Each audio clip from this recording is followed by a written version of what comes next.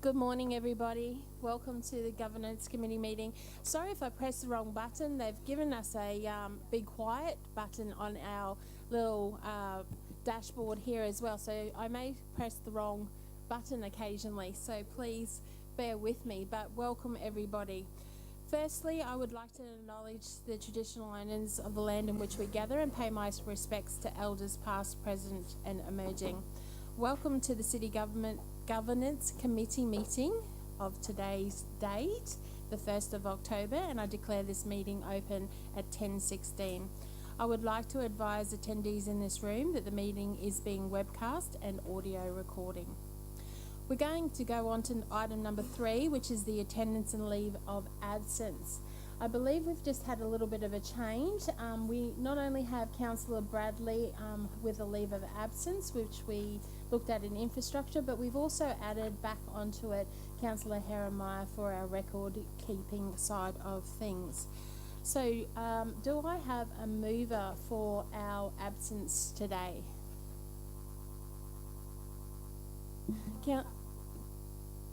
Councillor Wilcox?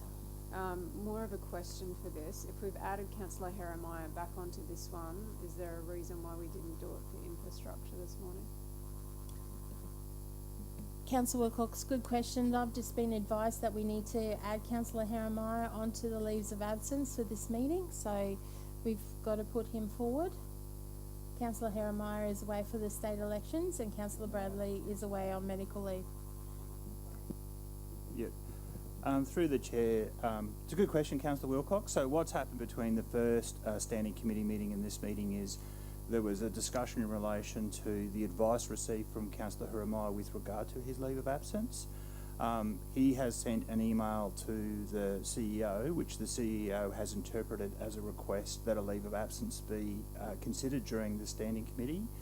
So he hasn't actually filled out the forms, but he did send an email. So we're taking that email as his request for it to be considered. So that was a different interpretation between committee meetings. Sorry, thank you, Robert. And please bear with me this morning. There is a little delicate switch between shutting this off and turning it on.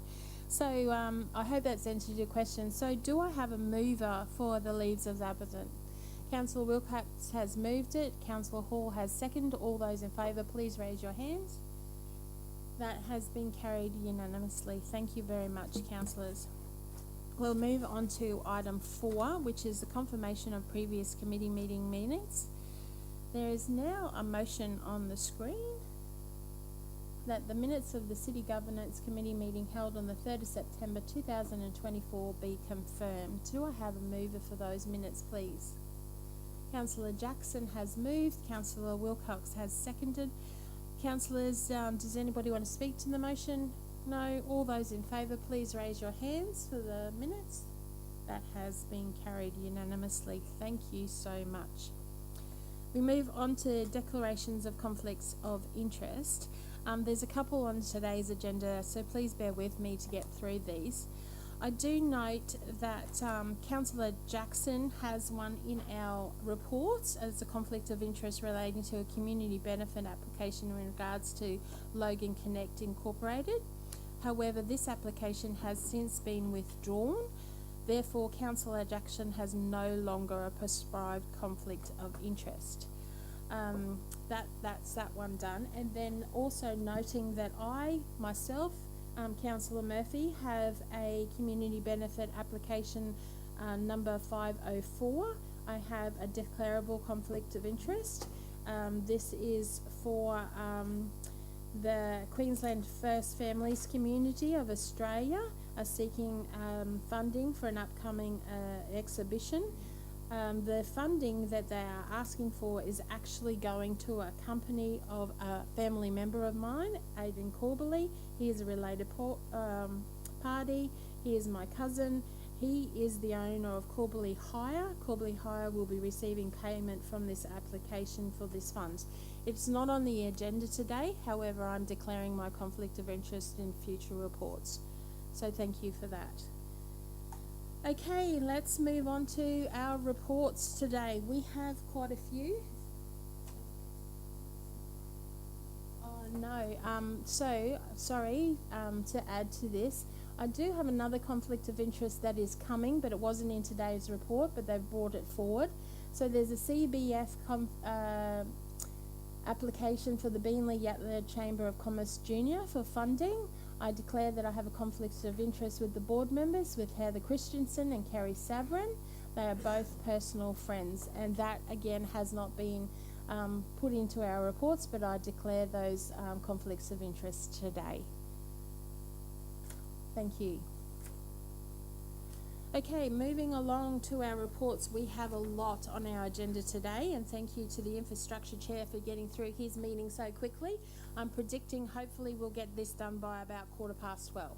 So let's start today with the wonderful Kim Bryant, who is the Director of People and Engagement. Good morning, how are you? Well, thank you, Madam Chair. Kim, do you have any general business for us today? I do not, thank you. Councillors, does anybody have any GB? Councillor Lane, please go ahead. Congratulations, Madam Director. I'm really pleased that you've been contracted back to council for a period of time, and I'm looking forward to really great things coming from your directorate. Thank you so much, Councillor. Hear, hear. Thank you, Councillor Lane, for acknowledging that. Thank you for your time today. You're free to go. Okay, councillors, we're going to move on to our first report, which is 6.1, which is the calendar of meetings for 2025 local government meetings. Michael, I'm handing over to you. Thank you very much. Through the Chair, thank you very much. Good morning, councillors. Anita is on leave at the moment, so I get the privilege of coming before you to present this report. This one, hopefully, will be reasonably straightforward. It is just looking at adopting a new calendar of meetings for 2025, but also amending the current calendar of meetings to accommodate some special budget committees later this year. Happy to take it as read if you've got any questions.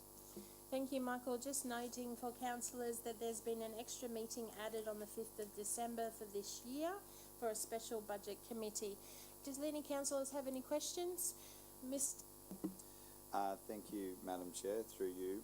Michael, in January, we're starting the committee round and I think it's the 16th of January, and then we're having council on the 22nd, numbers near that. Is there a reason why we can't push it back a week? Because I know that a lot of staff will have to come back early from leave to get ready for a committee round. We usually try to push it as far back in January as possible. Through the Chair, thank you, Mr. Mayor. There is no impediment to shifting that back a little bit further. We can certainly do that. Depending on whether there are any other amendments, we could accommodate that through the recommendation today. Can I test that with, or would you like to test that with the room, Madam Chair, to see if there's support? Mr. Mayor, you can go ahead and test the floor if you like, if the councillors are amenable to that. Councillors, are you supportive of, would anyone like to object to the meeting being moved back 1 week in January? So it's actually, the committee round would be the 22nd and I think then our ordinary council meeting would be on the 29th, is that right? Yep. Any objection? Just the January one, because yeah, the later the better, because a lot of people are on leave early in January and they will have to come back just for us to have a meeting. So this is next year? Okay. Yeah, for 2025. Well, I thought I was actually planning to go away those 2 weeks because I thought it was an opportunity to get away. So. It's okay. We can live without you. Okay. I will give you leave after. No, that's fine. I'm just saying. Yeah. So that'll be shifted. So it'll be early. The earlier weeks will be available. Is that what we're saying now? Okay. All right. Well, I can shift that. Councillor Lane. Thanks very much, Madam Chair. Michael, is there a reason why we don't do committees in December?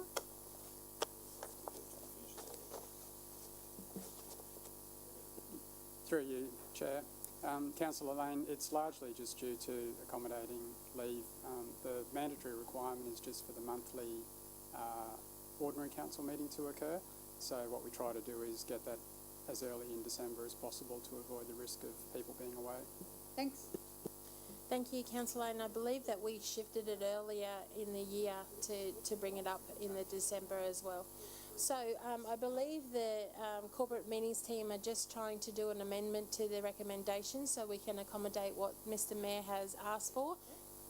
so just bear with us. Councillor Wilcox. I just wanted to say, next year they have scheduled committee meetings in December though. So next year we're scheduled December 2nd and 3rd for committee, and then ordinary council on the 10th, which is the last 2 weeks, yeah. Thank you. So just bear with us for a second while we're just doing the amendment for the recommendation.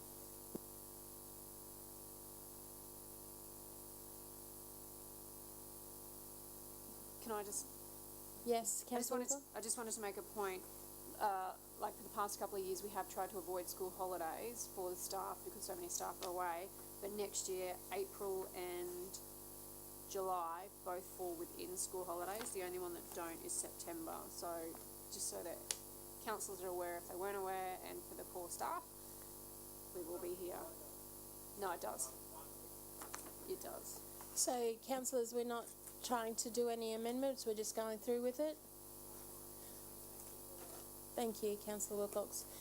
Councillors, up on the board right now, we have the amended motion, noting that item 3 has been added, that the January 2025 committee meetings being held on the 22nd of January 2025 and the ordinary council meeting held on the 29th be adopted.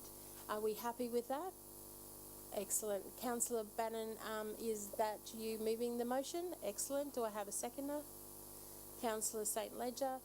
All those in favour, please raise your hands. That has been carried. Thank you very much. Thank you, Michael, for being so accommodating. Michael, you're hanging around for a little bit. Thank you.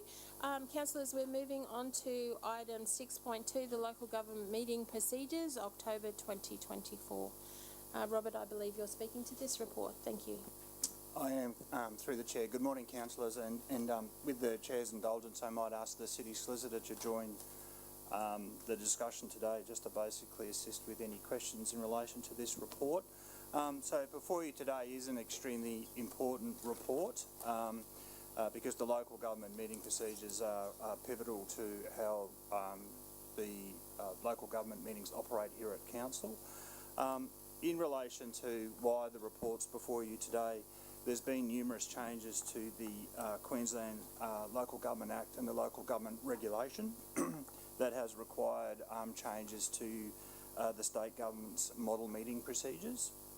And there was also a general business item last year that requested that the City Governance Manager go away and undertake a review of the meeting code and bring that the results of that review back to a future City Governance Committee meeting.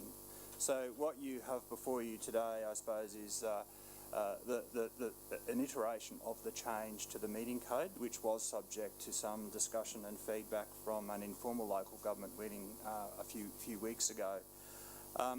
In relation to the document itself, it is a very long and complex document, so I'm very aware that there's always room for improvement in such a complex document. So in looking at it, I think that there is potential to make some additional changes to the document, and that is probably being reaffirmed by quite a few questions that I've received over the last few days in relation to this particular report.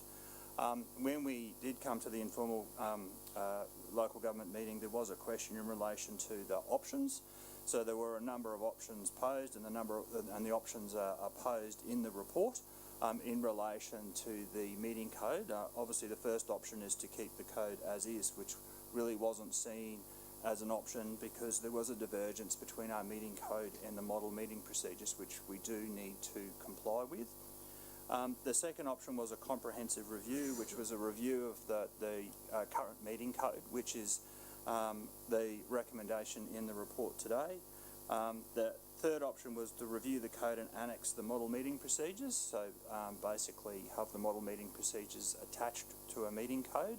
And the fourth option was to revoke the code and simply adopt the new policy or the model meeting procedures, which wasn't seen as a good option either.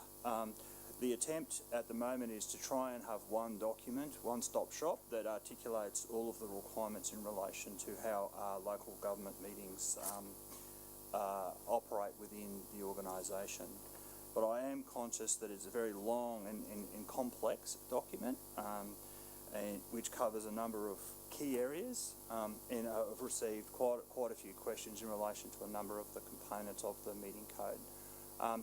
So if we're not of a mind to adopt the current version of the meeting code, I'd really like to take this opportunity for you to raise any additional commentary or questions you may have in relation to the meeting code, and I do have Cherie and Michael here to assist me in answering those questions, and potentially take it away and to come back with another iteration of the meeting code.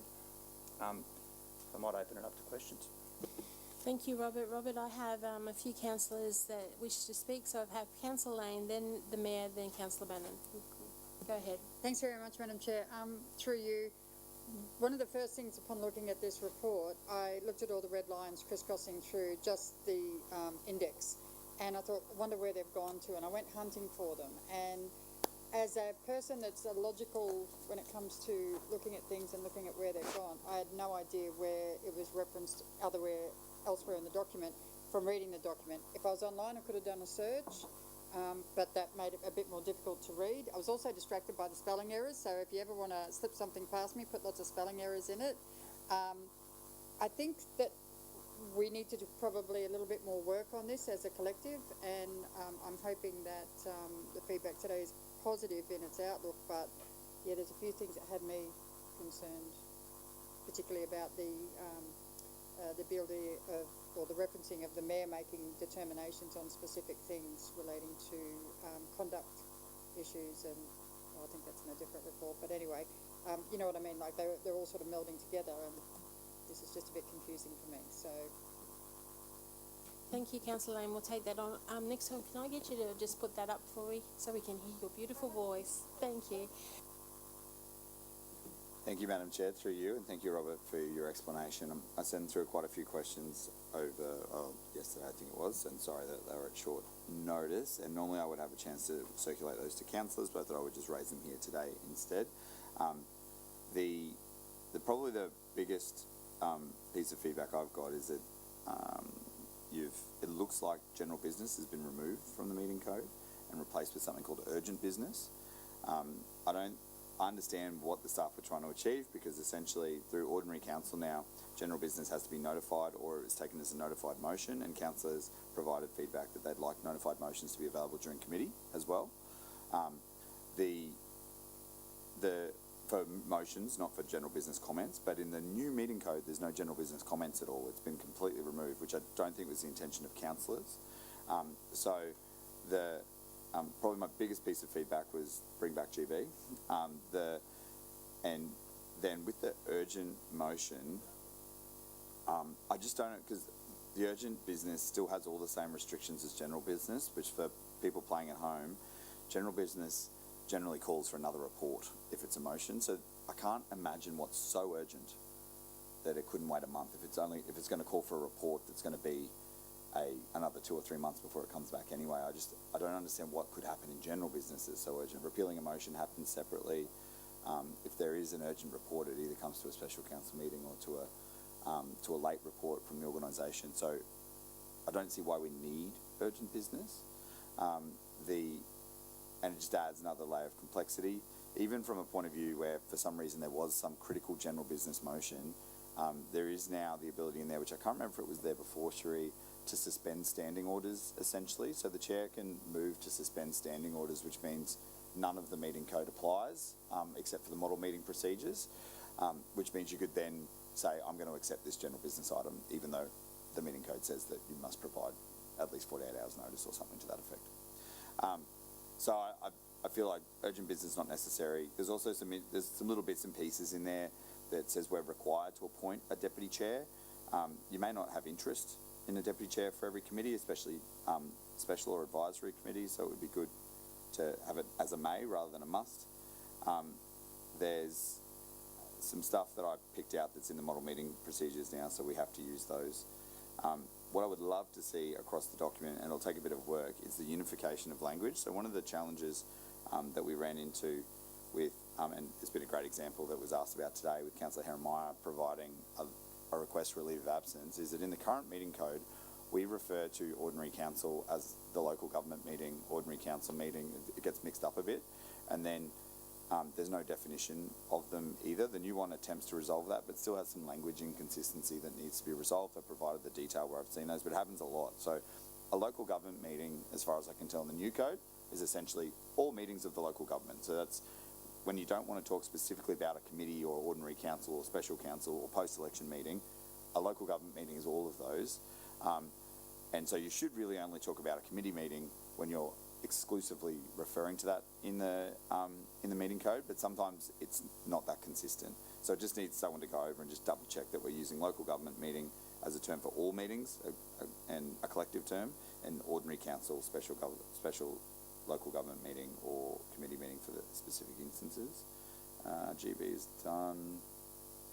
And a great one again today, is there actually a legal requirement, Cherie, to have a leave of absence for committees?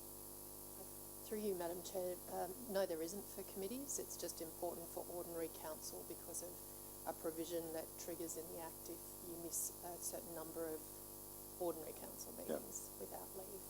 Great. So what I'd love to see, and open to councillors' feedback on this, is that we just have apologies for committee meetings. So essentially, you would email the chair to say, I'm an apology. At the start of the meeting, like every other sort of meeting I've ever attended, people do like attendance. They would just go, I've received apologies from Councillor Herrenmeyer and Councillor Bradley. They won't be here today, and then you move on. Rather than having to vote for it every time. People may remember some shenanigans by the former mayor and Councillor Bradley last term when I wasn't here for a committee meeting. It eliminates the urge to play silly games like that, and lets people just go, yep, I'm not available for committee, and there is no legal consequence to missing committee. You're not going to lose your job if you miss committee. You've obviously got an obligation to attend as many as possible. And that way a leave of absence is special and it's for ordinary council, which makes a lot of sense. So I'd be interested to hear other councillors' feedback on that. There's some funny interactions around no discussion around a reply. So that would mean that if I asked Cherie that question I just asked, everything I just said is out of order because I've then had a discussion about Cherie's answer. So it'd be great if we could tidy that up. There are a number of typos, but I know that it's a very big document. Those are bound to happen, and I've sent the ones I've spotted through. And there's a clarification that I had around procedural motions, Cherie, which is just a general order of business question. So a procedural motion is a motion that can be raised without debate and without a seconder. So, for instance, Councillor Bennett might be sick of hearing me speak right now and could move that the member no longer be heard. How does he move that appropriately? Because he can't interrupt me or the chair to speak. So does he point of order and then do a procedural motion? Or does he wait until he's acknowledged and then, but then I'm obviously no longer heard because I've stopped speaking? Through you, Madam Chair, it's an interesting question.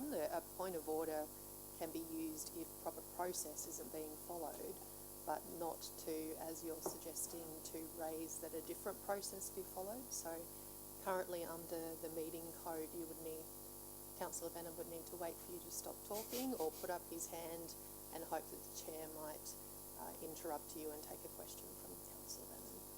So yeah, it'd be interesting to tidy that up a bit. And there's some other things too around adjournments. It's not very clear how an adjournment is done. The chair can adjourn the meeting with the majority support of councillors. Obviously, you probably have to resolve that through a vote, but it doesn't actually say that you would put a motion or that you would need a seconder for that. It just says the chair can adjourn with the support of majority councillors present in the room. And at a later date, it says the chair can just flat out adjourn the meeting if someone's refusing to leave. So that means the chair has arbitrary ability just to adjourn a meeting if someone's playing up. So getting those details clarified would be great, so that it's nice and clear what power the chair has in regards to adjourning meetings. And there are no councillors in this room who are here in my first term, but there was a moment where the chair wanted to adjourn the meeting to attend the years of service lunch so that mayor and councillors could attend, and councillors voted against that because they thought it was more important to finish the work of the committee than attend the years of service lunch. So we've had controversy, inverted commas, around adjournments before, and it would just be good to have it really clear, because even when it's happened recently, I've been unclear as the person adjourning the meeting. How am I meant to do it properly? Do I move it? Do I just say it? So it'd be great to have that sorted out. And overall, though, I like the format. So we'll go to we'll end on the positives. I like the format. I like that you've changed the colour of the items that are either legislatively required or they come from model meeting procedures. So as the chair, if I'm reading that, I know I can't mess with that. I can't vary that too much, and it makes it easier to understand. I'm sure if it makes it easier for the meeting team to also go through and quickly pick out changes to the model meeting codes, that would be great too. And I think it's a good start. It's just a little bit more work, and I'd be happy to see it either come back to another workshop to test it or to a future council meeting. Thank you, Mr. Mayor. So are you saying you'd like to adjourn this for the ordinary or for a future meeting? I think there's probably too much work to still be done on it to have it ready for ordinary council. So to a future round would be the amended motion that I'll be putting forward when we get there, after we've heard feedback from other councillors. Of course, I'm not in a rush. Thank you, Mr. Mayor. I think the meetings team are looking at probably doing that, but we've got Councillor Bannon and then Councillor Stamp. Thank you, Madam Chair. Definitely agree on what the Mayor said about the leave of absence. That one was the main one for me, and just clarification on 6.4 of clause 6, just because I'll just make sure I'm reading it right. So it's clarification on when the rules of debate are to apply, and then options is move to debate on all matters, not in formal discussions as currently occurs. But that's not saying that we have to do rules of debate, is it? It's only if it's a last straw, because I'm not a fan of rules of debate at all. So what does it actually mean, Mr. Strachan? So at the moment, it's probably trying to replicate what we do at the moment. There are certain instances under the model meeting procedures where we do need to use the rule of debate, and one of those is considering any kind of disciplinary matter in relation to an investigation report. So in the instances where the model meeting procedures require it, it will still prevail. Other than that, it's not required.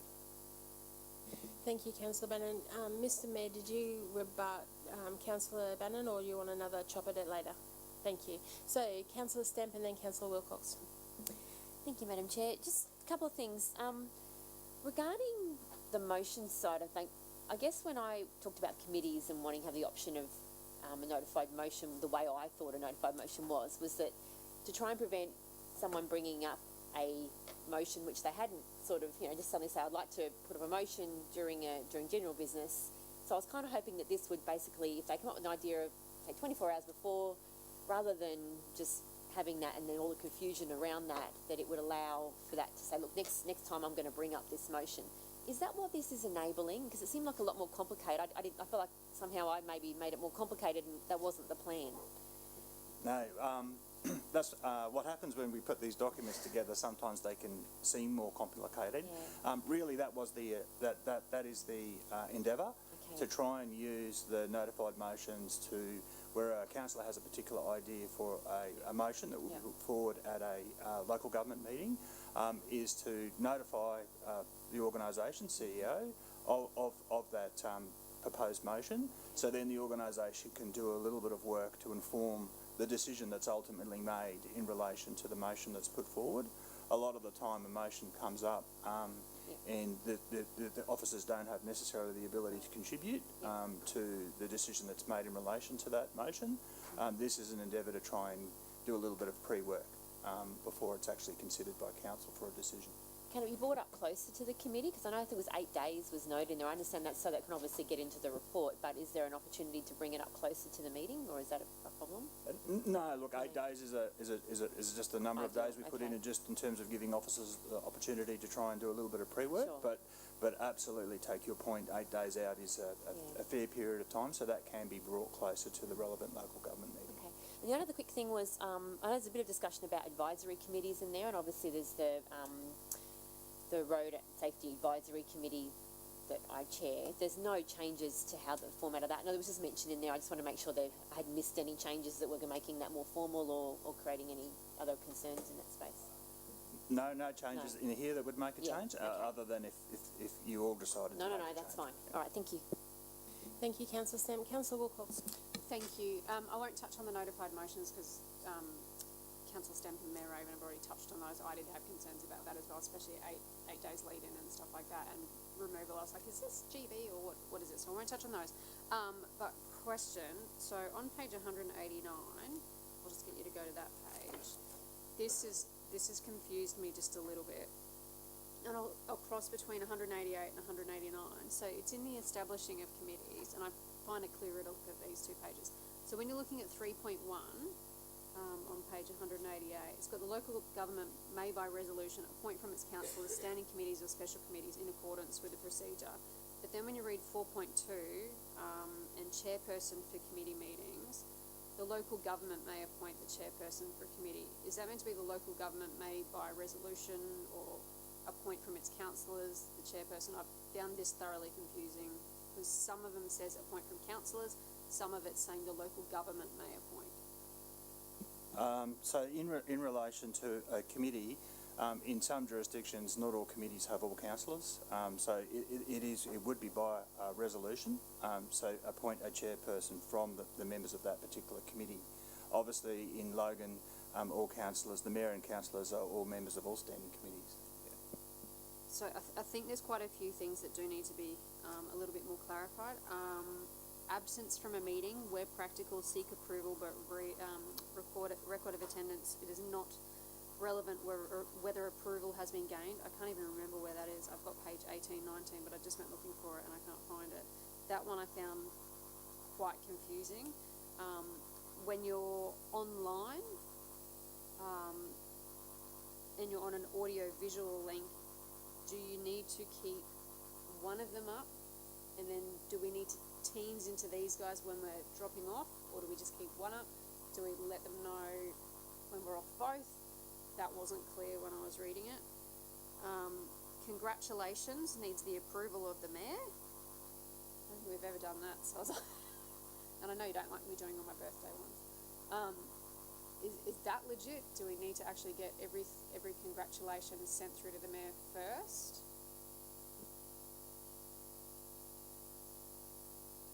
At the moment, there's a process that happens in the back end that you don't see until you're the mayor, so I only just recently found out about it, where after you do congratulations, it gets sent to me as an action that needs to be done. There's still an option in there because we don't actually vote on congratulations. The mayor still has to choose to send the letter, if that makes sense. So there's some instances where councillors will, Councillor Ledger, Senator Ledger, I'm going to pick on you, will go, hey, I want to congratulate an entire branch for the amazing job that they're doing. And that gets accepted as congratulations, and then comes to me and says, would you like to write 150 letters? No, I would not. So, just one time.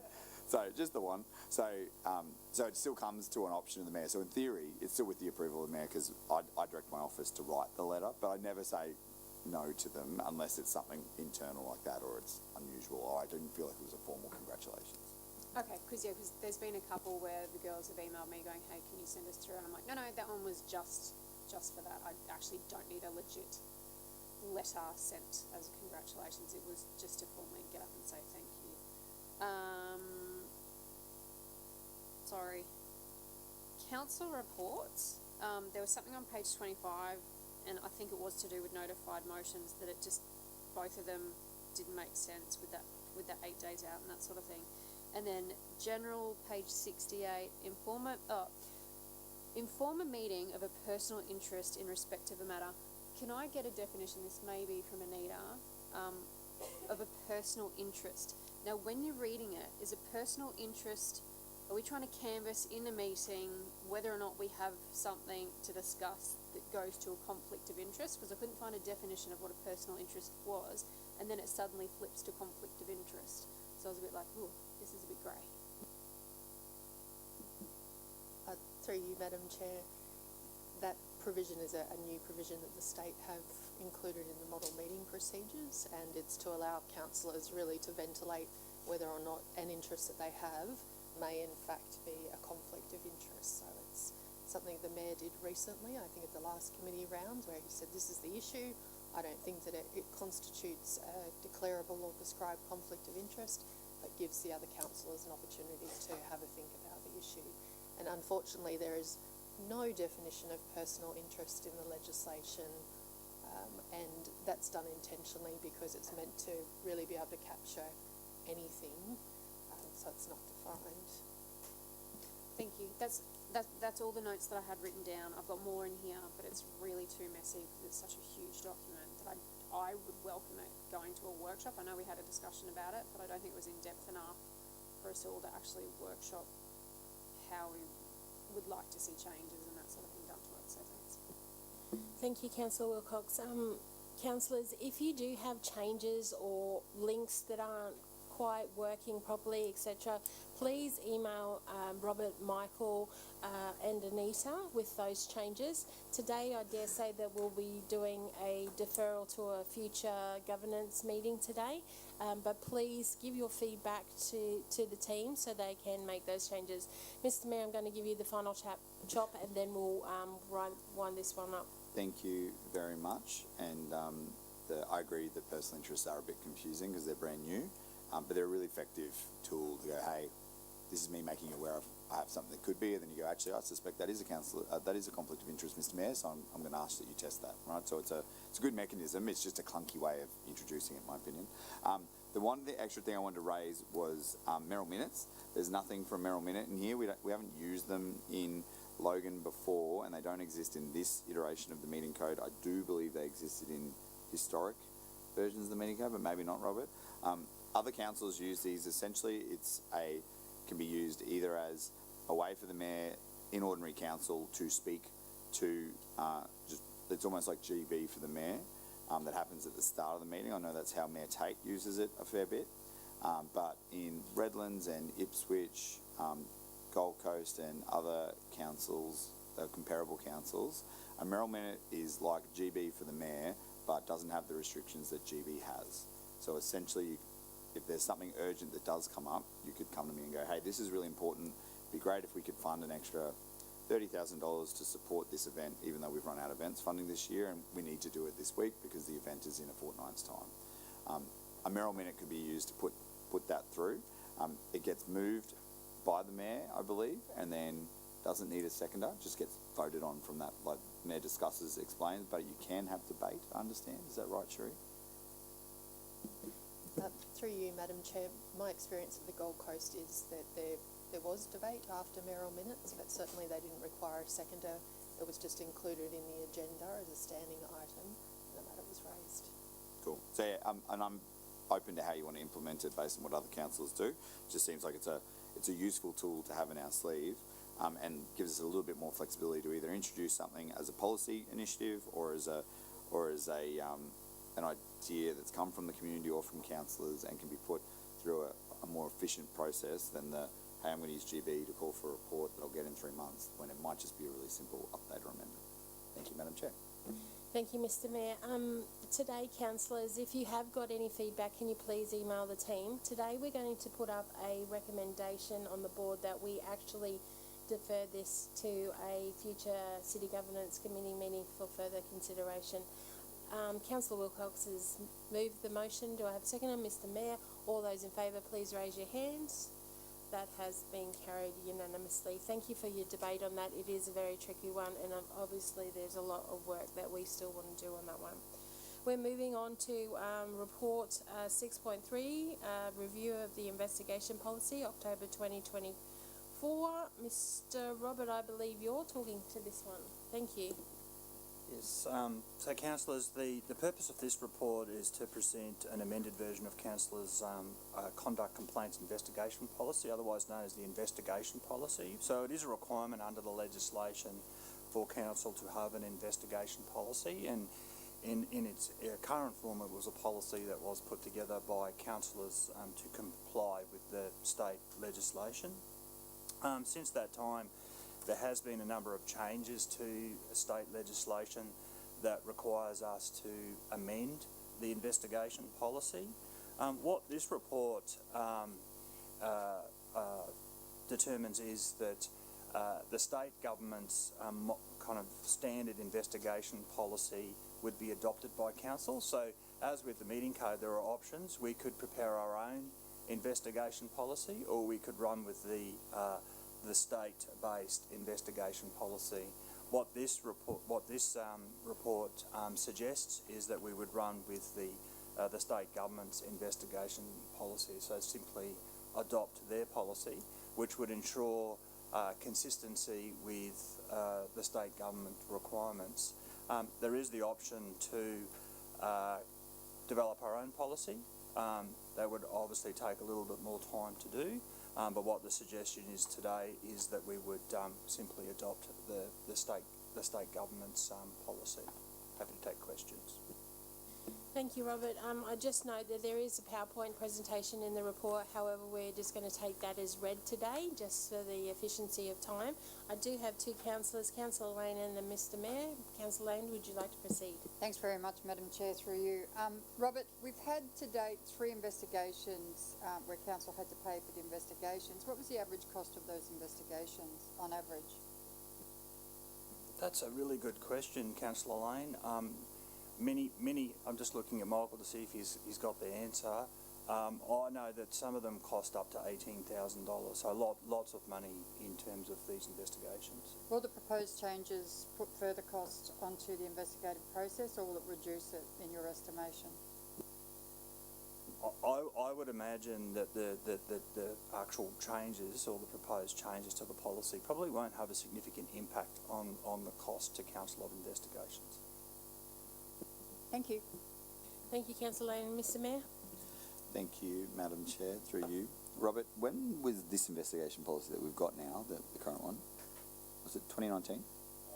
It was in March 2019, I think it was. Cool. And I think I was the first councillor that went through the investigation policy on this one in late 2019 when I wasn't a councillor, because we were in administration, and the lot to be desired with the process. Interestingly, with these changes, which is what I'd be asking councillors to provide feedback for, if we're not ready to vote for this one today, if we'd like to do a workshop, we'll consider it further, is whether or not you want the mayor to be the arbiter of how an investigation is done, and then to be like almost the sentencing agent who picks what the punishment is, or how severe the punishment should be based on the findings of either the report or the decisions of council. There are benefits both ways. I note that in this investigation policy, the mayor can choose not to have an external investigation, can run their own investigation, which means that if it was something very minor and simple that you didn't think warranted a $20,000 investigation, and you felt that if the subject councillor was happy to answer questions of councillors through the committee process, and you could probably resolve it through that process, that would be much simpler. My concern is that, and I think it's required by ledge, that if we do an external investigation and disagree with the findings, we have to provide reasons for that. It often ends up being pretty, the reasons usually when councillors don't support the findings of the investigations because they're unsatisfied with the quality of the investigation, which isn't always the fault of the investigator. And no councillor who feels unjustly accused is ever going to say that they thought the investigation was well done. They're always going to say that there wasn't enough information, or I wasn't asked the right questions, I didn't feel I had a fair trial, so to speak. So it'd be interesting to see if councillors are comfortable with the mayor having that discretion to say, no, we're not going to have an external investigator, the mayor will run their own investigation. If they do that, does that mean the mayor taps the resources in the integrity team to help do that investigation? Like, how does that get funded? Because obviously that team doesn't have that in their scope at the moment. So there's a lot of questions that come out of, and I get that it's the model. I'm happy to follow the model because it makes it easy. And I recall when these code of conduct changes were first brought in, talking to the state MPs who sat on the committee that worked on them, they essentially thought that we would behave the way that the ethics committee behaves for the state, which is they have their own committee where they consider conduct matters of state MPs. It's a bipartisan committee, and they basically hold each other to account. I haven't seen it working that way because the level of complaint that comes back against us is very, very low level. Like recalling Councillor Hall's example, someone wasn't happy with the tone of an email. Should we spend $10,000 of ratepayers' money when someone's unhappy with the tone of the email? I don't think so, personally. Not a good use of resources. But then the responsibility sits on us to have a very open and transparent conversation in committee, which would mean not going to confidential to discuss that conduct matter. So the public can see that we're not just hand-waving each other through and protecting each other, we're actually giving it due consideration. So I think it's a really important policy and a very sensitive one, because having complaints made about you can be stressful. Being a complainant who feels like your complaint isn't being taken seriously is also stressful and lowers people's confidence in local government. So getting this right is just as important as getting the meeting code right, which is why I'd be suggesting that we defer it so we can do a workshop, understand the different options and understand council's appetite for giving the mayor that much influence over the process, because I recall that then Councillor Karansky felt very hard done by how the former mayor, not Mayor Power, Mayor Smith, conducted himself when he had similar authority. So you can feel as though if you're not in the mayor's good books, that the mayor is punishing you, which I think most mayors, including myself, wouldn't view it that way. But it could feel that way if you're the person who's being judged essentially by one person. So I'd like some protection for the mayor as well in there, so it's not all on me. I'm sure it is much easier for staff to make sure the mayor does it instead of the CEO does it, but it'd be good if we had some kind of some shared responsibility instead of it all being put in my lap. So thank you, Mr. Mayor. I did ask the committee team to put the recommendation up on the board there. So, Mr. Mayor, you're seeking to probably defer this to a future, like we did before. I just wanted to show what the recommendation was. Is there any further questions at all? Robert, did you need to say anything at all? No, look, there are checks and balances in the policy, but I'm certainly open to taking this to a workshop and to a future City Governance Committee meeting. Okay, we might just work on that. Oh no, we've got the girls have got it on the screen. So at this stage, we're changing the recommendation that we defer this to a future governance committee meeting for their consideration. Is someone happy to move that? Councillor Wilcox, followed by Mr. Mayor. All those in favour, please raise your hands. Mr. Bannon, yep, excellent. That has. Oh, sorry, my thing went out. Thank you for your time on that one. And it is a bit complicated, but we need to make sure that we've got those right for our future of our council. Okay, councillors, we're moving on to item 6.4, which is the 2024 Local Government Association of Queensland Annual Conference. I believe, Michael, you're speaking to this report. Please proceed. Through the chair. This report has arisen through a request that's come up recently from Councillor Jackson to attend the LGAQ conference. The conference is going to be held in October, so this month, from the 21st to the 23rd in Brisbane. At our post-election meeting in April, we had representatives nominated, which included the Mayor, Councillor Russell and Councillor Wilcox. The LGAQ provides for attendance for 2 delegates, so that's covered. With the 3rd delegate, that will come out of existing budget held through corporate governance. And if we're looking at sending a 4th attendee, then again that will be looked at through the budget that exists for that as well. So if there's any questions, I'm happy to take them. Thank you, Michael. I have Councillor Lane and I believe Mr. Mayor as well. Councillor Lane. Thanks very much through you, Madam Chair. One of the items in the discussion says councillor representatives are supported to attend the annual conference of those bodies through the payment of registration fees, travel and accommodation costs. I wouldn't imagine it just being in Brisbane that we would need to have accommodation and I mean parking costs I understand for sure, but given we just travelled into Brisbane on 50-cent fares, do you know what I mean? Like I don't know whether do we need accommodation costs for LGAQ when it's in Brisbane? Is there any reason for that? Through the chair. To be honest, I'm not entirely sure, Councillor Lane. Perhaps Robert knows of past practices with that. I'm not privy to them. Look, it's a good question, Councillor Lane. So this is in relation to if it's a Brisbane held conference, does there need to be accommodation? I guess that's something we could review when we review the facilities and expenditure policy, Councillor Lane, to make sure that it is prudent and reasonable in terms of what costs we cover with a local event. Yeah, my thing is if it runs from 9 in the morning till 9 at night, there's fatigue. I understand that, so that could be a reason for it. It's just I was confused that it's a local government conference and the only reason to stay is if you probably had dinner and stayed around for a bit of a chat, but that shouldn't necessarily equate to accommodation. I was curious. Thank you, Councillor Lane. I suppose it depends where it is. The last one was in Gladstone, wasn't it? That's correct. Mr. Mayor. Thank you, Madam Chair, through you. So, Councillor Lane is right that when we travel, it's obviously covered and included. historically, because I think I was speaking to Anita about this last week, historically it hasn't been covered for councillors to stay when it's either at Brisbane or the Gold Coast. And from memory, when I was at Gold Coast last term, Councillor Heremiah and I paid for our own accommodation. That said, we now have a much better councillor expenses policy, and if for whatever reason you're working away and then have to, like, you've got an evening event and a morning event, you can fund a hotel room through that. So if you councillors want to, they can, and I probably will, because I've got on the Sunday night I've got the policy executive meeting that starts at 6 and will probably run till about 9. Then I'm back there in the morning for another policy exec catch up. Then I'm there again on the Tuesday night. So I'll be doing it, but it'll just come out of the mayor's expenses allowance. That's how I'll manage it.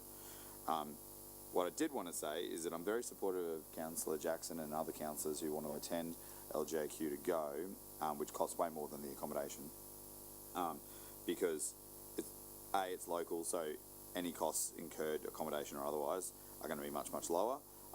The first one is usually the biggest one, so it's a great opportunity to dip your toe in the water, see what it's like, and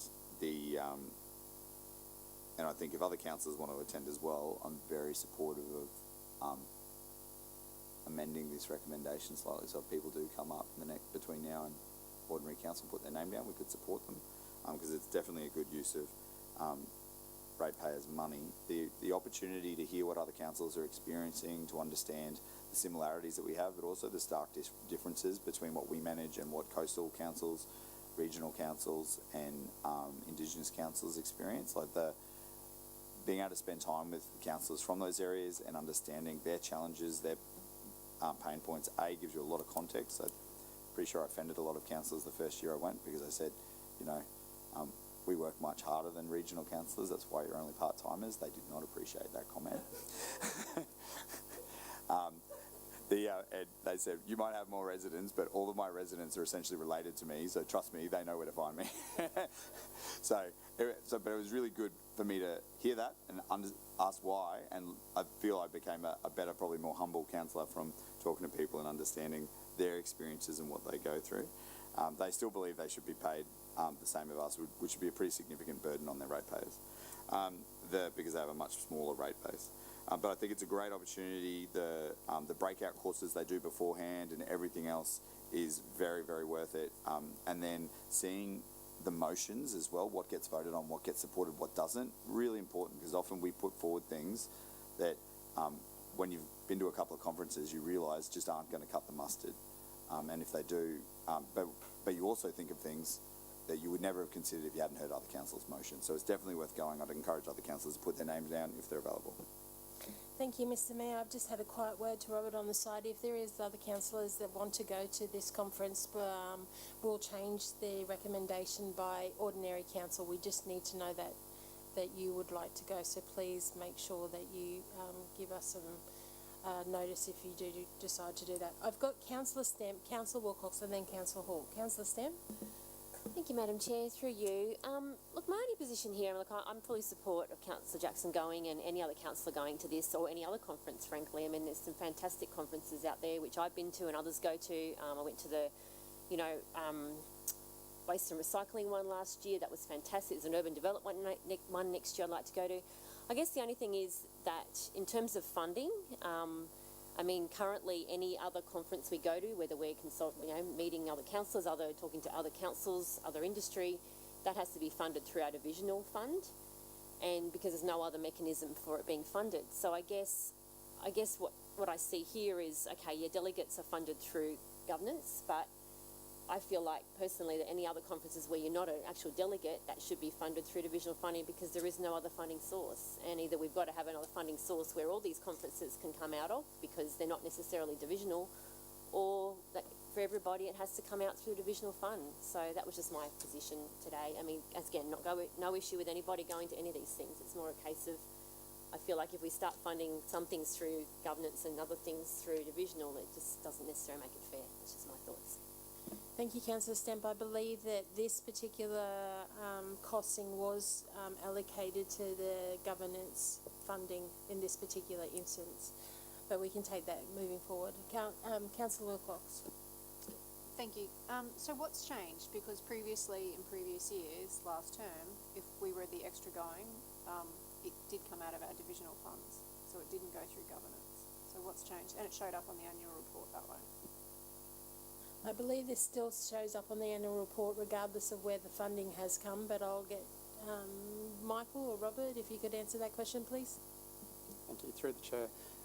Councillor Wilcox, it will appear on the annual report anyway as an expense. In terms of what's happened in past years, I'd have to take that on notice. I'd have to look into that myself, not being directly involved necessarily. Because I would imagine if it's coming out of governance, it wouldn't show up under our divisional expense. It would show up under governance, but it wouldn't show up under our divisional expense.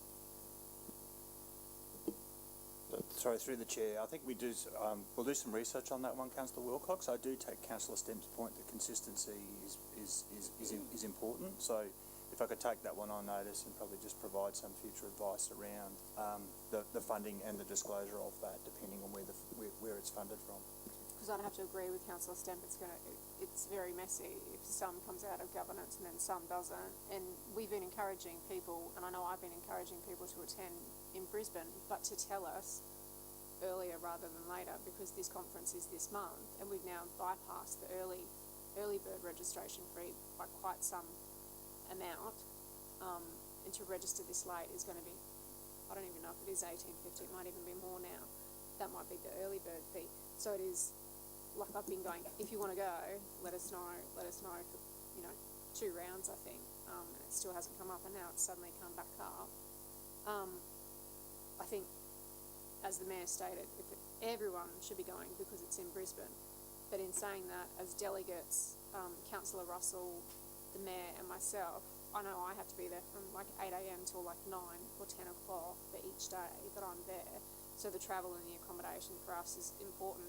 Especially because I am the furthest one out to drive in there. I have to leave. That means I'm leaving at 6 a.m. in the morning to get there by 8 a.m. just for registration. And then I'm not getting back until close to midnight. I don't have much time to turn around. And if we're going to functions at night, where do we go and get changed and stuff like that? So that's if you're going because you want to go and then you're not going to the functions afterwards, great. And I do that all the time. I go in there and I turn around and I come home. But for a 3-day, 3.5-day thing where there's functions every night that we have to go to, when we're the delegates, we're networking with the other councils, we're going to those things on behalf of council, then I think it's extremely important that we do have that accommodation and that travel built into it. I think if we could possibly defer it, see if anyone else wants to go, and then put it back up into ordinary council next week, that would probably be better. Thank you, Councillor Wilcox. We'll take that on note. At this stage, if anybody else does want to go, we'll just do it in ordinary council and change it then. I did speak to Anita with regards to the noting in the annual report, and she believed, or she has advised me, that everybody is noted regardless of where the money comes from. Councillor Hall. Yeah, I think if you want to go, you kind of just raise it kind of the same way that Peter has. Sorry. Paul. On the floor. Councillor Jackson. Councillor Jackson, Councillor sorry. Jackson. Yeah, that's a point of order there. Okay. All right. So what I'm getting at is I'm kind of on the fence on this, and I really like to hear it from Councillor Jackson himself as to why he wants to go. I know, this is a riveting experience actually going there. I've attended some of the webinars and whatnot, and for $1,850, that could just about get you on a Taylor Swift concert where you could probably get as much information as you want. Hall, can but we I'd just really keep it like on to. track, please? I'd really like to hear from the man himself as to why he would like to go, because at the end of the day, this is about an individual asking to go somewhere which we wouldn't ordinarily assign to go. So it's in excess of what we would normally do. So I'd like to hear from the person themselves as to why they believe this is a worthwhile expense Thank you, for Councillor Hall. Councillor Jackson, would you like to enter into the conversation, please? Thank you. It stood out to me during induction. I remember the Mayor encouraging as many councillors as possible to get there. So when I came back up for a reminder, I said, okay, we're all going, so jump in. So that was where it started. My experience over the last 6 months is I'm just trying to say yes to as many things as possible, particularly as regards how to do the governance stuff well. So I see this as one of those things. Having attended things like the ComSec thing the other week and AICD last week, interacting with other councils and councillors and mayors and staff has been super valuable in giving perspective and fresh input from outside my experience on being a councillor, and I'm hoping the same will come out of LGAQ's annual conference. Thank you, Councillor Jackson. I applaud you for taking the opportunity. Councillor Bannon. Thank you, Madam Chair. More of a statement. I like when someone says, you know, they recommend people should go. I don't like people saying that we should go. Everyone does things a different way. I don't go to these things. I have zero interest in going to them. And the same thing, I don't begrudge anyone that wants to go to one. That's the way you want to run things. I always just sort of wonder, which is probably a conversation that with you after, why does it cost $1,850? Because don't we pay money to LGAQ to be a part of it? So my point would be, if we're paying money to be a part of LGAQ, they should be a lot cheaper than $1,850, because then it does come down to each individual councillor's communities whether they see that's a good spend. Because if everyone goes, all of a sudden you're spending 18, 20 grand of ratepayers' money. So I don't think it's a good spend. I don't begrudge anyone else for wanting to do it. Thank you, Councillor Bannon. Councillors, I'm just going to put the the recommendation that is in currently the report on the table first to vote on to see where it goes. If there is no sentiment to approve that, then we'll look at changing the recommendation. So, Councillor Fraser? Just got one question, Robert. Mr. Strachan, so I think I'll call you Robert, can't I? So the second point says that because it's sourced from the corporate governance branch recurrent budget, if it was coming from just divisional allowances, would it have to come through committee, or would it just be, we wouldn't even hear about it? No, my understanding is for an additional delegate to attend, it would always come to committee, to ordinary council for a decision. In relation to the funding, that's particularly where we funded it from at this particular point in time. I will take the discussion today on notice, and Michael and I will do some work on consistency of funding moving forward. Yes, Councillor Fraser? So if 6 of us said that we'd like to go and it went through regular council meeting, would corporate governance have enough money to provide the 6 additional tickets, or would it be sort of probably not sort of answer? It's not a bottomless pit, that budget, so yeah, it would potentially be an issue we'd have to have a look at.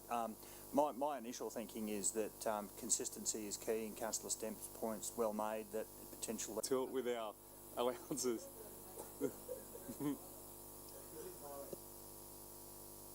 I think we've covered the money side of things with regards to extra delegates. We might even get a bus thrown in. Thank you, Councillor Fraser. Councillor Russell, and then we'll wrap it up. Thank you very much, Chair. I'd like to talk about my little dog, Shadow. He's just really cute. He's black and he's fluffy. Okay, I'm joking. I don't really want to talk about that, but I just wanted to point that the topics that we've talked about during this part of today's meeting has been a lot of very broad and very far away from what we're actually voting on today, and I just wanted to make that point. So I said that in jest, but I just wanted to ask, so will we be voting on this today, or will we be putting this aside now and voting on this, or sorry, I'm just... My intention is to put up the recommendation that is in the report. If it doesn't pass, then we'll look at a different recommendation, Councillor Russell. So was there a possibility at this being voted upon in the ordinary council meeting, potentially a changed version with more or less names added? Yes, there is a possibility. I've spoken to Robert on the side. So right here, right now, we're going to test this first. If it gets passed, then it'll go through to ordinary council. If another councillor comes up and says, hey, they want to go, we would add them to this list as well. So if this were not to pass, then we'll look at another recommendation. Okay. All right. I guess I just take want a take a bet. I just want to test the recommendation first that we have in the report, and then see where we go from there. If that's okay, Councillor Russell. Thank you. I was just asking because the answer to my question was going to influence how I might vote on it. So I'll just need to take a guess on it. Is there any way that we can help you with that? I just wanted my question to be answered, but that's okay. Okay, there is a recommendation up on the board. Do I have a mover for this recommendation? Mr. Mayor has moved the report. Is there a seconder? Councillor Lane has seconded the report. All those in favour, please raise your hands. Okay, so that hasn't been carried unanimously, but we'll go around the room and state how you voted. Mr. Mayor. For. Councillor Lane. For. Councillor Russell. Abstain. Did you want to provide a reason at all? No. Okay, thank you. Councillor St. Leger. For. Councillor Jackson. For. Councillor Hall. For. Councillor Fraser. For. Councillor Bannon. Councillor Stamp. I'd like to abstain. I'm in support of item 1, but I believe that it should be funded through the divisional budget as with all other conferences. Okay, thank you. Councillor Wilcox. I am abstaining, and I would like to provide a reason that I'm waiting to see if any other councillors would like to attend by the ordinary council, because that will affect how I think it should be funded as well. Thank you, and I'm a 4. So that has been carried? Yes, that has been carried. Thank you very much, councillors, for your debate. Does anybody have any general business for the corporate or the acting corporate governance manager today, Michael? Do you have any for us, Michael? No, I don't, Chair. Thank you very much and have a great day. Councillors, we now move on to item 6.5, and we're just waiting for Cherie to come in. We have the monthly financial performance report, which is August 2024. Cherie, I hand it over to you to talk to your report. Thank you. Thank you, Madam Chair, and good morning, councillors. Item 6.5, monthly financial performance report for August 2024. The operating surplus at August 31 was 17.92 million against a forecast surplus of 13.49 million. Areas of risk highlighted in the report include Parks Branch increased costs in a new mowing contract, road construction and maintenance branch current funding reaching an end for the bus shelter program, roads infrastructure delivery branch increase in capital costs, and likely significant weather events at end of calendar year and associated impact on those costs. After the impact of internal transactions are removed, the key impacts on the variance are for the operating revenue above budget 4.96 million.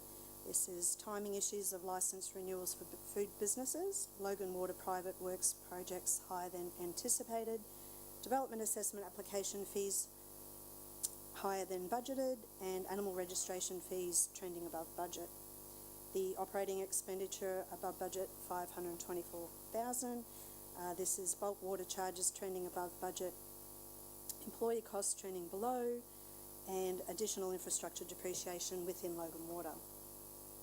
Overall capital expenditure is slightly above budget year to date. A few key projects that are progressing ahead of schedule include Priority Infrastructure Area Roads Project, the Major Road Program projects, and the Water Mains Program. I'd also like to note that with rates, our rates team are continuing to monitor rates in arrears and offering arrangements to support the payment of these. Thank you, Madam Chair. I'm happy to take any questions. Thank you, Shreya. As councillors, do we have any questions at all? No, there's none. Can I please get the recommendation up on the board?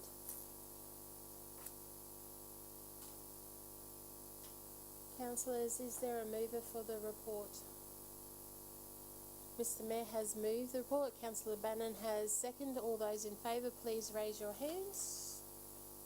That has been carried unanimously. Thank you, Sheree. That's how you do it. Thank you very much. I know it's your first time and you're a little nervous. So now we'll go on to 6.6, which is the Local Infrastructure Program, October 2024. I understand councillors did receive emails with regards to extra attachments with regards to this report. Sheree, I hand it over to you. Thank you again, Madam Chair. The Purpose of this report is to endorse expenditure under the LIP program. As explained, the revised attachments 1 and 3 for the report were circulated yesterday. In total, we have 23 new projects for the month of October, which all fall under the LIP policy and guidelines. And in addition, we have the material amendment request and the proposed special consideration. Thank you. Happy to take any questions. Thank you. Before we go ahead, we do need to table the attachments that have been sent out to councillors, which is attachment 1 and attachment 3, which was circulated to councillors yesterday in relation to 6.6, which I believe there was a special consideration for Councillor Bannon, which is the Jimboomboo Little Athletics. Councillor Lane, is that you moving that, please? Is there a seconder to that? Councillor Bannon, all those in favour for the attachments? That has been carried unanimously. Thank you very much. And then we'll have the actual recommendation, which will be coming up on the board. So there is the recommendation for the Local Infrastructure Program October 24. Do I have a mover for those? Thank you, Councillor Lane. Is there a seconder? Councillor Bannon. All those in favour, please raise your hands. That has been carried unanimously. Thank you very much. Sheree, that was really awesome. Does anybody have any general business for the Acting Finance Manager? Councillor Lane? Through you, Madam Chair. Sheree, you and Bridget came up to my office when I was struggling with a document, and I want to thank you both for your patience and your guidance. Sometimes when we hit a wall and we're frustrated, it doesn't do much for us in terms of confidence, but you both came in and really helped me out, and I just wanted to say thank you publicly because it was really appreciated. Good pleasure. Thank you. Sheree, do you have any general business for us today? None today, thank you. Thank you so much for your time. Have a wonderful day. Councillors, we're moving on and we're going quite quickly, which is awesome. We have the next 6 reports with Miss Kay Sullivan. Kay's been doing a lot of work. Just a couple more reports with us. So we're moving on to 6.7, which is the non-current asset accounting policy. Ms. Kay Sullivan, would you like to enter the discussions when you're ready? Thank you. Thank you, Madam Chair, and good morning, councillors. A report around our non-current asset accounting policy. At the very heart of it, this policy is about getting assets onto council's books in a timely manner. These assets can be ones that have been built or been donated, and what we need to do is get those capitalised and recognised. This policy then gives instructions on which assets this applies to, and that's our threshold as detailed in the policy. It's really important that this is done in a timely manner, so we understand our financial position. Also, having an agreed policy is very important for our digital transformation program, because the program will use this information to build and configure our processes and our decision trees in both our finance and supply chain modules and also our enterprise asset management modules. What we've been able to do through this body of work as well is consolidate 8 policies into one, and I just wanted to share this was a detailed and comprehensive review. It wasn't just work done by the EPMO and finance. It was a highly collaborative exercise that involved many branches and our asset management SDCT. So I just wanted to pass on my appreciation to everyone involved there. I'm happy to answer any questions. Thank you, Kay. Councillors, is there any questions? Councillor Lane. Kay, is this how we depreciate the assets or how we put them on in the first place? Combination of both, councillors, so it's getting them onto our books in the first place, and then our depreciation process follows through that. And does that include our roads and water assets? All assets. So one of the things... Sorry, councillor, all assets above the thresholds as detailed in the policy here. Yep. So one of the things that we learned on the AICD was that appreciation, there's specific models in relation to roads that councils have found quite beneficial, and the instructor on that day went through a series of them. I'm just wondering whether or not we're using this is the best practice model that's been raised in terms of depreciation for the roads and water section of it, separate to others. So some councils apparently, and I can't tell you which ones because I can't remember because it was so much shoved into our heads, but some councils actually do their assets in one way and their roads and water assets in another way. And the depreciation actually makes it fairer. It's not replacement value, it's a different model that they're using. Councillor Witherow, so the guidelines around this policy will detail which type of depreciation model we will use. I can't tell you whether that equates to the information you've been given or not. Robert, did you have anything further you could add there? I can contribute to the conversation. So there is different valuation methodologies depending on the various assets. So with the roads infrastructure assets, Councillor Lane, so they're broken down, road infrastructure is broken down into its various components. So road pavement, sub-base, culverts, drains, it's all different. And how we value those assets, we come up with unit rates. So what would be the cost of replacing those various components of a road asset? And then the value is, I suppose, written down based on the age of the existing infrastructure. So that's how the road infrastructure is valued, and depreciation is based on the, I suppose, degradation in the road network over time, which is a little bit different to other asset classes which have a straight line depreciation, which wouldn't work well for our roads assets. So it's a much more sophisticated process for our infrastructure assets, Councillor Lane. Thank you, Councillor Lane. Is there any further questions? No, we'll have the recommendations up on the board. Councillors, is there a mover for this recommendation?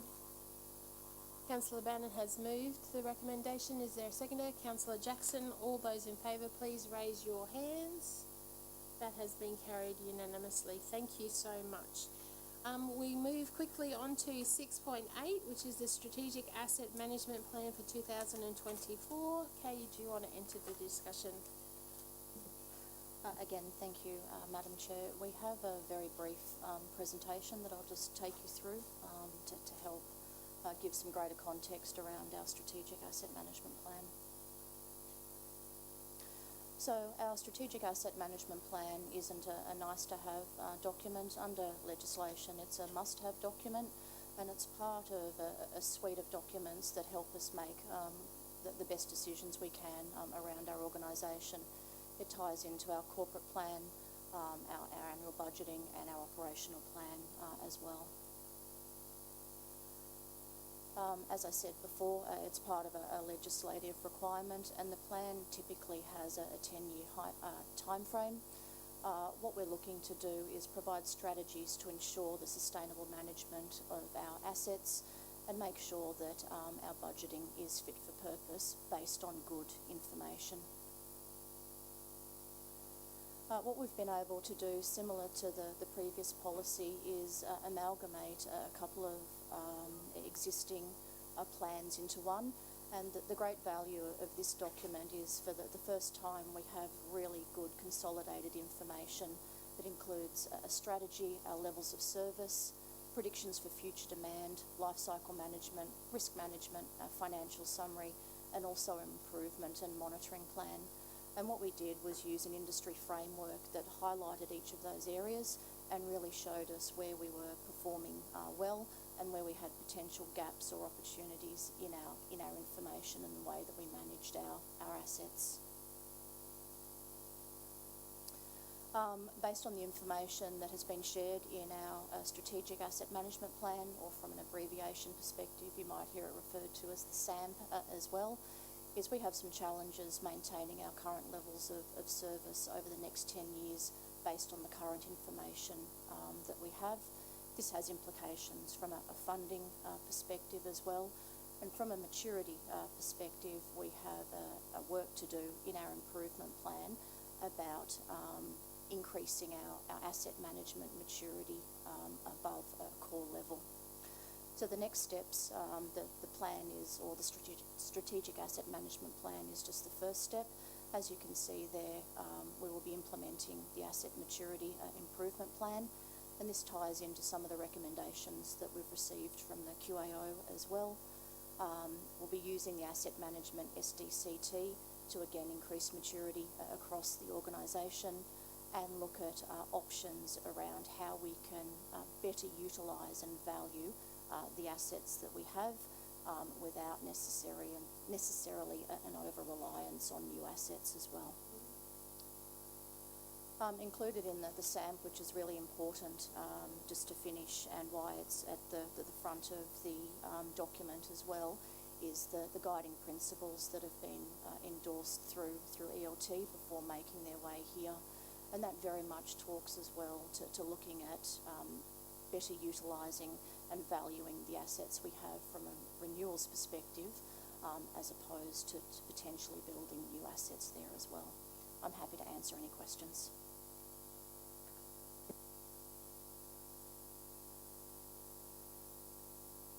Thank you, Kay, for that presentation. Councillors, is there any questions? No, there being none, we'll put the recommendation up on the board. Do we have to do the PowerPoint presentation? No, all good. So there is a motion up on the board. Do I have a mover for the motion, please? Councillor Bannon has moved it. Councillor Jackson has seconded it. All those in favour, please raise your hands. That has been carried unanimously. Thank you so much, and thank you, Kay. Moving on to 6.9, the Service Review, Economic Development and City Planning Branch. Over to you, Kay, and I understand that Dave Radage is here as well if we need to ask any questions. So over to you, Kay. Thank you again, Madam Chair. Item 6.9 is the finalised service review for the Economic Development and City Planning branch. I'll take the report as read, but just wanted to highlight a couple of areas there. Councillor Lane, you will have seen, based on previous feedback that you've provided, we've included a branch on a page there, so I'm hoping that, well, hopefully that's met your requirements around greater information, and we'll most certainly do that for all branches moving forward. Just as a brief reminder, there are 4 deliverables from the service reviews. The first is a service classification model. So for ED and CP, we've identified 21 services across 2 service groups and 1 service category. This is really important and ties into one of the deliverables, which is a base budget rebuild. What this has allowed us to do is roll up our services across different levels so that they can be costed very easily across the entire organisation. And as part of the work that we're doing in finance and supply chain for digital transformation, this will be built into our chart of accounts. The next deliverable from a service review perspective was our service levels, and based on the work done with the branch, it has been identified that the current service levels are suitable as they reflect legislation and are comparable to other local government models as well. Dave, I might hand over to you as part of the opportunities for improvement, the roadmap there, if you'd like to just mention a number of those initiatives. Thank you, and through the chair. So the report outlines some resource funding opportunities. So we're going to be looking at some DA fees to fund some of our positions. You may see in the report that there's a 0.7 FTE associated with the planning of trunk infrastructure. For a growing city like Logan, that's simply not enough, so we'll be looking to capitalise some of our DA fees to make sure that the delivery of infrastructure to our communities in the right place at the right time. Some of the other improvements relate to digital improvements, and also as we come off the back of our 6 city centre summits, which started in 2016 with the Springwood Summit. We're coming to the end of those deliverables with Jimboomba being finished and work in Logan Central wrapping up. We're looking at what the next model for the delivery of place-based capital works would be. I'm happy to take any questions. Thank you. I have Councillor Lane. Thank you. Through you, Madam Chair. Thanks very much for the report, and I just want to say Division 2's been on the receiving end of some pretty awesome placemaking opportunities for Logan Gardens, Croydon Road Precinct, and I'm looking forward to seeing what you guys are going to come up with next. I think that in terms of negotiation with councillors, you've been pretty patient with me, so I want to say thanks for that as well, because I'm a pretty opinionated sort of person. I think as an indicator, the number of groups that have considered taking up the outdoor dining objectives, getting flyers out onto the railway lines, down the lines, telling them, come to Logan, this is what we've got in place, is a really, really great thing, and I'd like to see that continue and if not grow in promoting our local events. I just want to say thanks for the report. We've really appreciated being on the receiving end of some of the opportunities. Thank you, Councillor Lane. Councillor Bannon? Thank you, through the chair. I just want to echo Councillor Ames, because obviously we've received it in Jimboomba. The construction phase is always a bit delicate no matter what you do, but the amount of feedback I've had from the shop owners since then has been tremendous, and their business has picked up tenfold, so it was definitely the right outcome, and your team did an amazing job. Lots of high praise, Dave, which is excellent. Thank you. Any further questions, councillors? Okay, Councillor Jackson? Thank you. I love statements like 28% of these things are governed by legislative provisions for compulsory functions of a local government. Thank you very much for that sort of statement. Questions about, in the front part of the report, 7.2, financial and resource implications, second paragraph, the service review identified frequent need for overtime for key staff, most of which is unpaid. I was wondering if that is a thing and if that's even legal, or what's happening there. It's through the chair, so some of that is not paid, but they are compensated with time in lieu. I guess it reflects the scale of some of the projects within the branch. So doing a new planning scheme is a mean feat for any council to be brave enough to do it, and there is a ton of work involved in that. So is placemaking, so is the economic development team who work day in, day out with businesses. So while it is not paid, there is a payback in time and lieu. And through you, Madam Chair, if I can just add to that, Councillor Jackson, what we're looking to do, and obviously every service review allows us to refine the process better. So what we're able to do, based on the number of service reviews we've done, and also the complexity of the different branches, is provide an estimate moving forward to the branches that we're going out to meet with around what the typical resourcing requirements would look like to undertake an activity such as a service review with the level of quality we require. Thank you. Councillors, if there's no further questions, there is a recommendation up on the board. Do I have a mover for the recommendation? Councillor Bannon with Councillor Jackson. All those in favour, please raise your hands. That has been carried unanimously. Thank you so much. Thank you, Dave, for your time. Down to two more reports, Kay, and both confidential. So the next report is 6.9, I believe. My staple was in the wrong. 6.10, thank you. This is a confidential report with only attachments. I note that the attachments are there.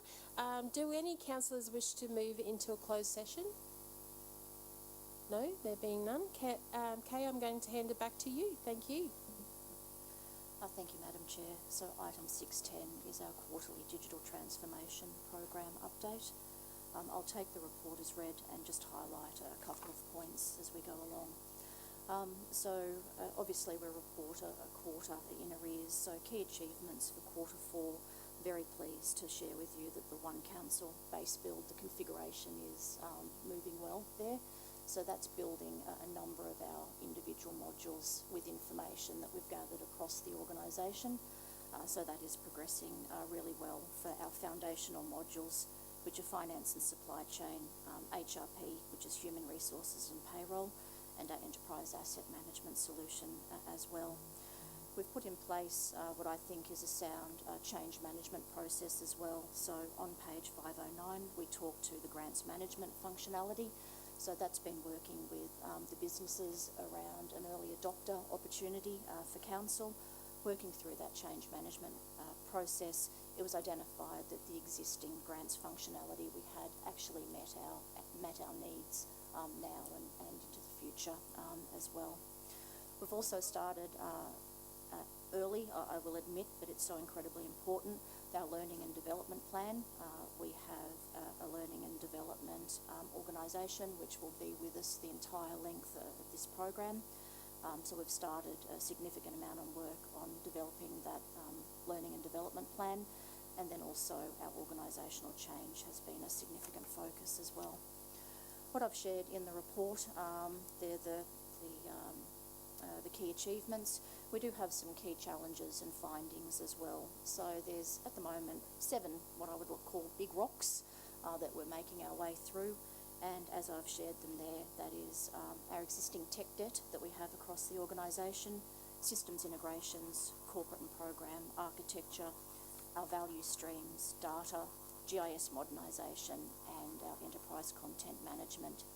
Given that we are a quarter in arrears as this was prepared, I can share we're about 80% progressed with coming up with options as to how we're going to address these larger issues that any digital transformation program would have to face at a point in time.